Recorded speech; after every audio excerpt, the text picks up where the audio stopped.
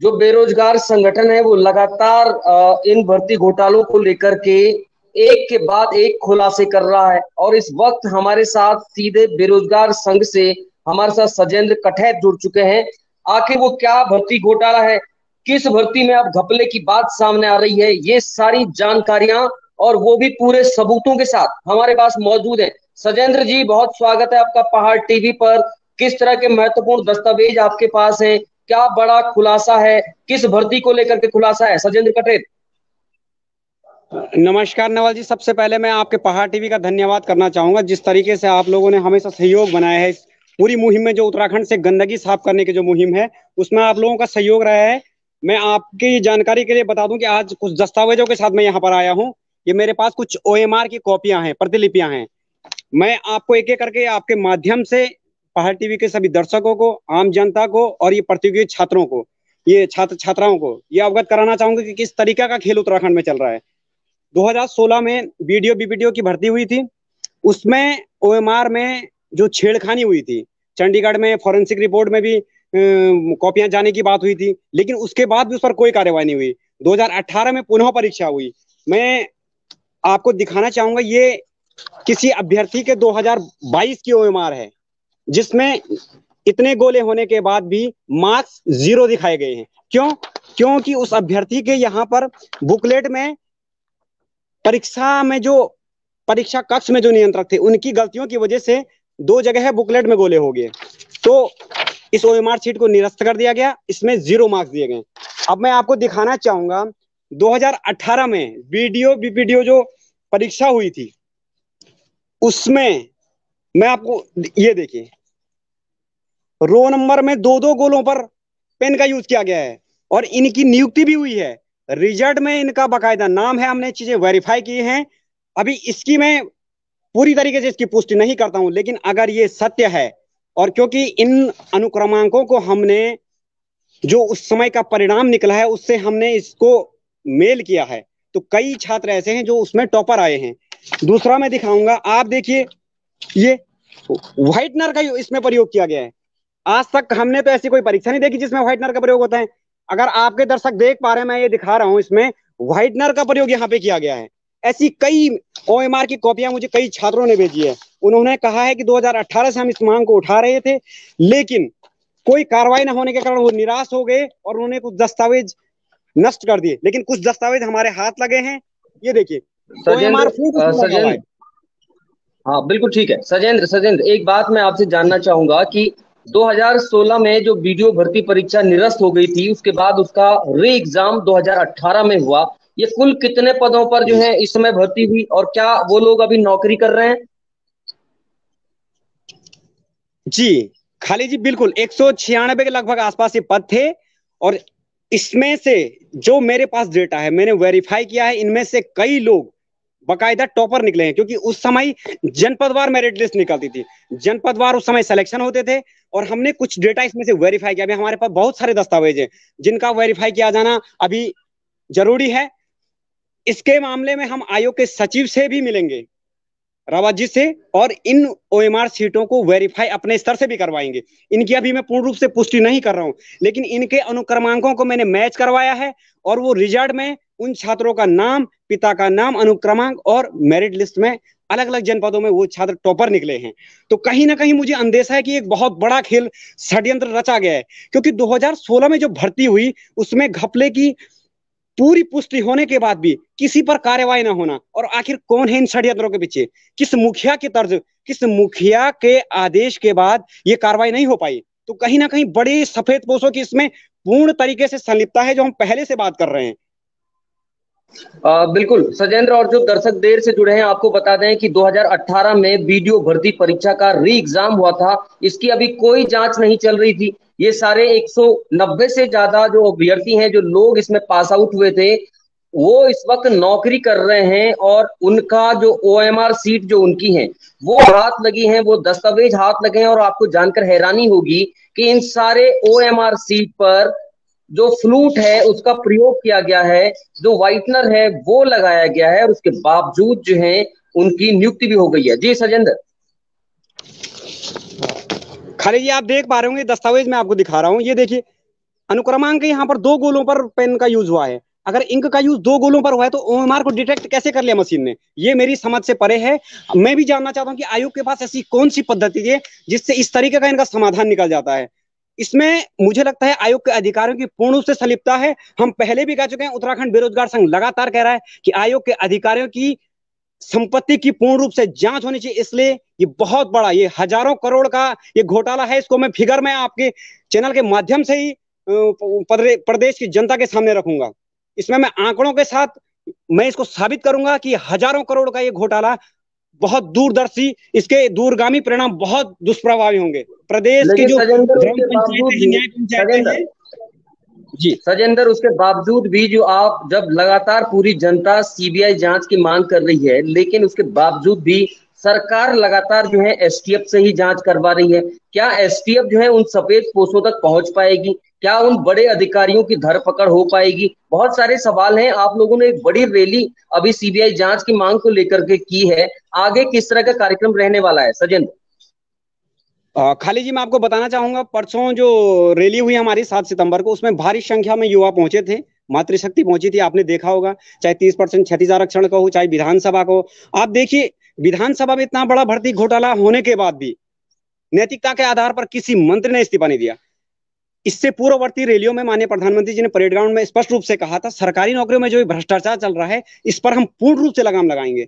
15 अगस्त को भी माननीय प्रधानमंत्री जी ने कहा था कि भ्रष्टाचार को मिटाने के लिए नफरत की हद तक जाना पड़ेगा। माननीय मुख्यमंत्री जी भी कह चुके हैं कि 2025 तक भ्रष्टाचार मुक्त हम उत्तराखंड बनाएंगे और इसको प्रदेश में नंबर 1 बनाएंगे। मैं ये समझना चाहता हूं कि माननीय, अगर परिवार का मुखिया ही भ्रष्टाचारी हो तो परिवार के सदस्य कैसे ठीक होंगे? आप गुर्गों को पकड़ रहे हैं, आप सिलपट सेल के मास्टरमाइंड को पकड़िए ना, गुर्गों को पकड़ने की आवश्यकता ही नहीं है, पूरी कड़ी टूट जाएगी। किसका भय है आपको? अगर ऐसी लिपापोती चलती रही तो मैं दावे के साथ कर रहा हूं, उत्तराखंड का पूरा आम जनमानस सड़कों पे होगा। अभी कुमाऊं में मुझे कुछ साथियों ने संदेश भेजा है कि गढ़वाल का संग्राम देख लिया, अब कुमाऊं में संग्राम होगा।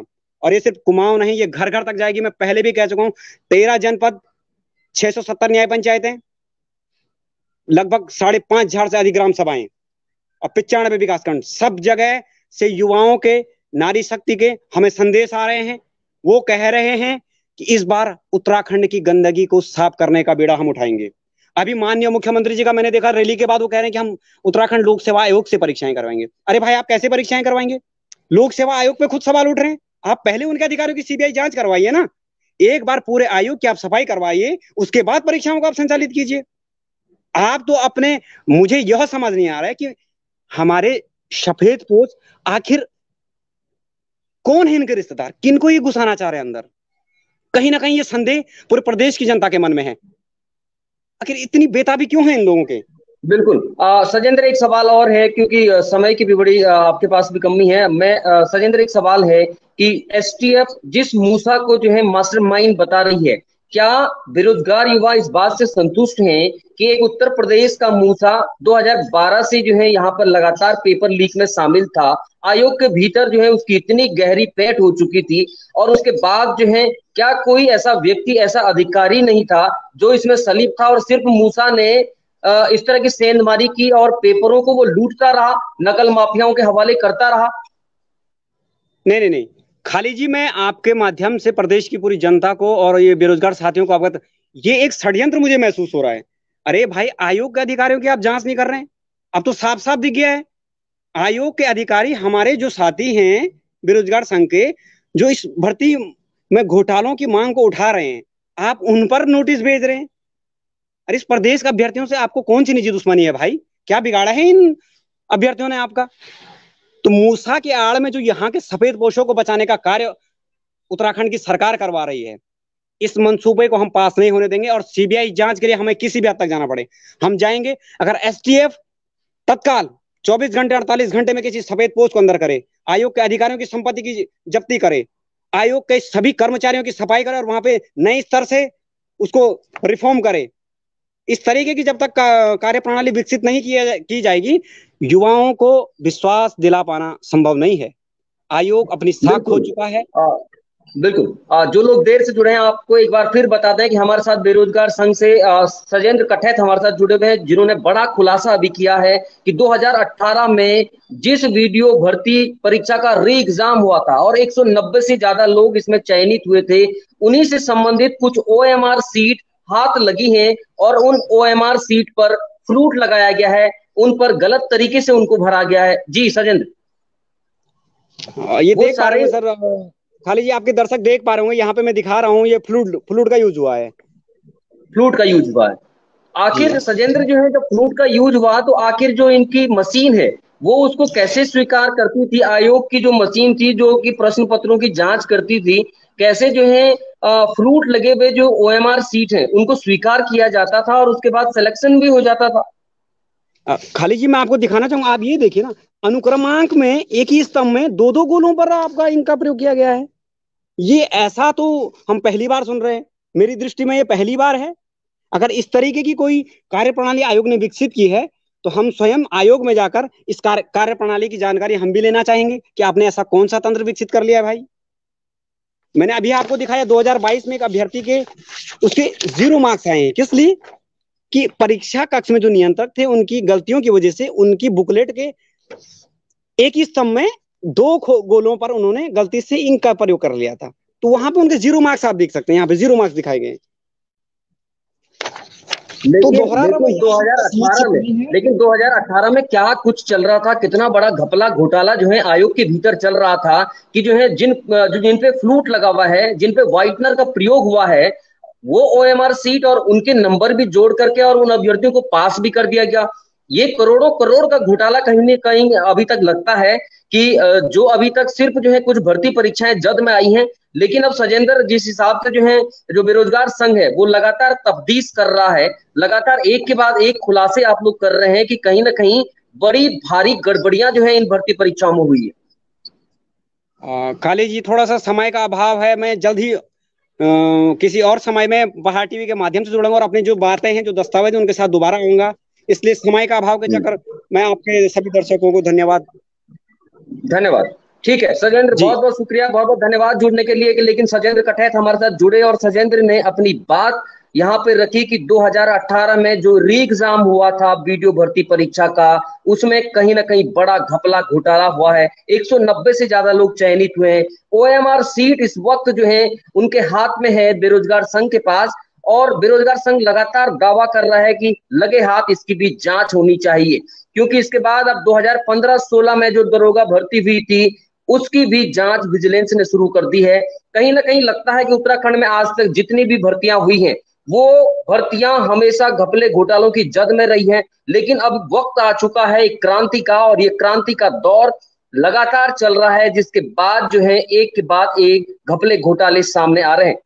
वहीं आज 4 बजे कैबिनेट बैठक भी होनी है, जिसमें युवाओं के भविष्य को लेकर के एक बड़ा फैसला भी होने वाला है। हो सकता है कि सरकार जो है लोक सेवा आयोग के माध्यम से इन भर्ती परीक्षाओं को करवाए, लेकिन लोक सेवा आयोग के ऊपर भी तमाम तरह के सवाल जवाब लगातार उठते रहे।